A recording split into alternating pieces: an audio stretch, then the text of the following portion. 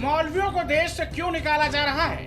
मुल्लाओं को देश छोड़ने का अल्टीमेटम। ईरान में इस्लाम के खिलाफ भड़का जन विद्रोह।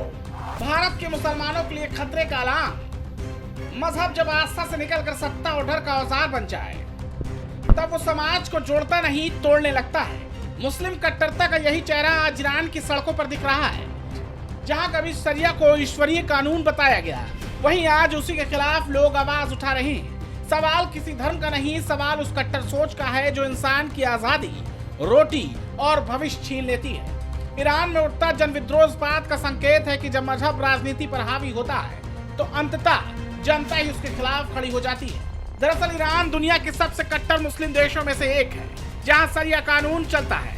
पाकिस्तान के बाद ईरान दूसरा मुस्लिम देश है जो परमाणु हथियार बनाने पर काम कर रहा है। कुछ दिन पहले इजराइल के साथ युद्ध भी किया था। उस दौरान ईरान के सुप्रीम लीडर खामनेई को बिल में घुसना पड़ा था। मुस्लिम देश ईरान में ऐसा विद्रोह ऐसे वक्त में हो रहा है जब बांग्लादेश में हालात बेकाबू हैं। लेकिन ईरान में मुल्लाओं को देश से बाहर निकालने की वजह ऐसी है जिसे भारत के मुस्लिमों को भी ये रिपोर्ट आज जरूर देखनी चाहिए, क्योंकि भारत के अंदर भी कुछ लोग उसी रास्ते पर चलने की मांग करते हैं। पूरी दुनिया में सबसे ज्यादा अपने धर्म को लेकर इस्लामिक देश कट्टर होते हैं और सबसे ज्यादा कट्टर देशों में ईरान, बांग्लादेश, पाकिस्तान, अफगानिस्तान जैसे देशों की गिनती होती है, जिनकी हालत सबसे बुरी है क्योंकि ये 100 साल पुरानी सोच के साथ जीते हैं और सबसे ज्यादा यहाँ आतंकी गतिविधियों पर पैसा बर्बाद होता है, जैसे पाकिस्तान और बांग्लादेश के हालात हैं।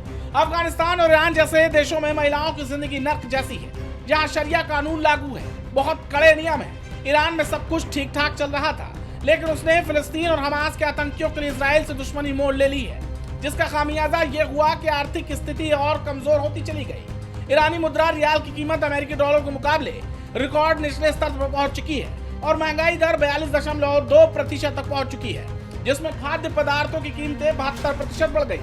इसके बाद सुप्रीम लीडर खामनेई जो कट्टर इस्लाम की राह पर ईरान को चला रहे हैं, उनके खिलाफ अब ईरान में गुस्सा फूट पड़ा है और आधे ईरान में इस वक्त सरकार के खिलाफ आंदोलन शुरू है। ईरान से ऐसे वीडियो और फोटो सामने आ रहे हैं जिनमें सड़क पर नारे लग रहे हैं कि मुल्लाओं को ईरान छोड़ना होगा और तानाशाही मुर्दाबाद। 9.2 करोड़ से अधिक आबादी वाले ईरान देश में आर्थिक बदहाली और कानून व्यवस्था की बिगड़ती स्थिति ने खामनेई शासन के लिए गंभीर संकट खड़ा कर दिया है। शरिया की राह पर चलने वाले पाकिस्तान, अफगानिस्तान, बांग्लादेश और अब ईरान की हालत देख लें। आज ईरान की सड़कों पर जो गूंज है वह किसी धर्म के खिलाफ नहीं बल्कि धर्म के नाम पर चलने वाली तानाशाही के खिलाफ है। जब आस्था को सत्ता की लाठी बनाया जाता है तो जनता देर सवेर सवाल पूछती ही है।